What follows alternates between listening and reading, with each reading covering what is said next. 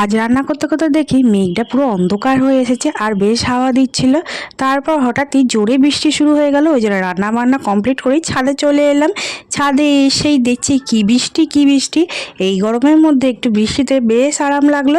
ওই জন্য দৌড়ে ছাদে এসে একটু বৃষ্টিতে ভেজার চেষ্টা করছিলাম। এই দেখো কি জোরে বৃষ্টি পড়ছে। তোমাদের ওখানে বৃষ্টি হচ্ছে কিনা তা কিন্তু তোমরা কমেন্টে জানিও। আর কে কে বৃষ্টিতে ভিজতে ভালোবাসো সেও কিন্তু কমেন্টে জানো। এই বৃষ্টিতে ভিজতে ভিজতে আমার ছোটবেলার একটা গল্প মনে পড়ে গেল, তোমাদের সাথেও শেয়ার করছি। একবার ছোটবেলায় খুব বৃষ্টি হচ্ছিল আর তখন ছাদের মধ্যে এই টিনটাও ছিল না, মানে বুঝতেই পারছো পুরো ছাদে জলটা আর আমি কাউকে না বলে বৃষ্টিতে ভিজতে চলে এসেছিলাম। আর আমার ভাই আমার মাকে বলে দিয়েছিল যে দেখো দিদি বৃষ্টিতে ভিজছে। আর ব্যাস, তারপর মা রেগে গিয়ে গামছার বাড়ি দিয়ে মেরেছিল। তারপর থেকে বৃষ্টিতে ভিজতে আমার খুব ভয় লাগতো, কিন্তু এখন যেহেতু বড় হয়ে গেছি বৃষ্টিতে ভিজতে বেশ ভালো লাগে। আর কে কে আমার মতন বৃষ্টিতে ভিজতে গিয়ে মার খেয়েছে তা কিন্তু কমেন্টে জানিও। আজকের মতন